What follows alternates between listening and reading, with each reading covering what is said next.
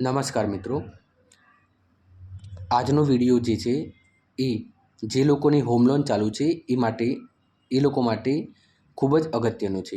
હમણાં જ સમાચાર આવ્યા કે આરબીઆઈએ રેપો રેટમાં 0.25 બેઝિસનો ઘટાડો કર્યો છે। તો આનાથી જે લોકોએ હોમ લોન લીધી છે એ લોકો ઉપર શું અસર પડવાની છે, તો સમજીએ કે જ્યારે પણ આરબીઆઈ રેપો રેટમાં ઘટાડો કરે છે ત્યારે તમારી જે હોમ લોનનો ચાલુ ઈએમઆઈ હોય એમાં ઘટાડો થાય છે। અર્થાત કે હવેથી તમારે ઈએમઆઈ ઓછો ભરવો પડશે।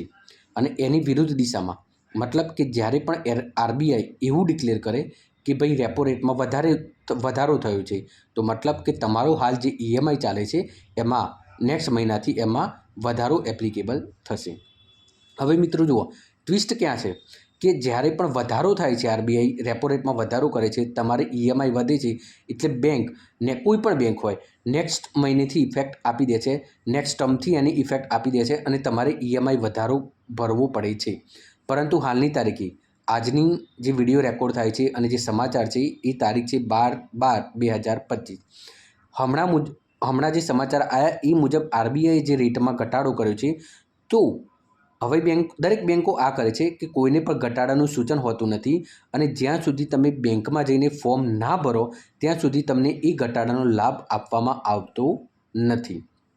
માટે જે પણ મિત્રોએ હોમ લોન લીધી છે એ દરેકે બેંકમાં જવાનું, બેંકનો સંપર્ક સાધવાનો અને ત્યાં એ વાત કરવાની કે ભાઈ હમણાં આરબીઆઈએ રેપો રેટમાં ઘટાડો કર્યો છે તો મારા ઈએમઆઈમાં કેટલો ઘટાડો થશે એની ઇફેક્ટ આપતું એક ફોર્મ ભરવાનું છે।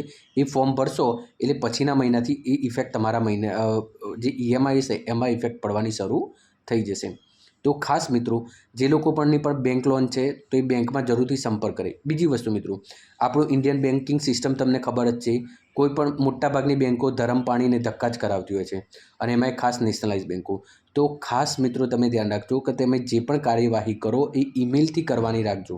અને બેંકનું એક નહીં, દરેક બેંકના મિનિમમ 5થી વધારે ઈમેલ એકાઉન્ટ હોય છે, તો દરેક ઉપર ઈમેલ કરવાનું કે ભાઈ આ રીતની મેટર છે, આરબીઆઈ રેપો રેટ ઘટાડ્યો છે અને હું એમાં જે ઘટાડાનો લાભ લેવા માગું છું, તો એ પ્રમાણેની ઇફેક્ટ આપતું જે કોઈ પણ તમારી ફોર્માલિટી હોય, ફોર્મ ભરવાનું હોય, રૂબરૂ આવીને સહી કરવાની હોય, એટલે એ પ્રમાણે હું કરવા તૈયાર છું, પરંતુ આની ઇફેક્ટ આપું। અને ખાસ મિત્રો, આ વસ્તુ બેંકમાં જઈને જ કરજો, અન્યથા બીજા ફ્રોડનો પણ ભોગ બની શકાય છે। એટલે આપણે સીધું બ્રાન્ચમાં જઈને જ આની માહિતી લેવી, બીજા કોઈ થર્ડ પાર્ટી થ્રુ કોઈ આની માહિતી આપે કે ભાઈ આ લિંક ઉપર ક્લિક કરો તો એ વસ્તુ ઉપર માનવાનું નહીં, સીધું બ્રાન્ચ ઉપર જઈને જ આ કરવાનું।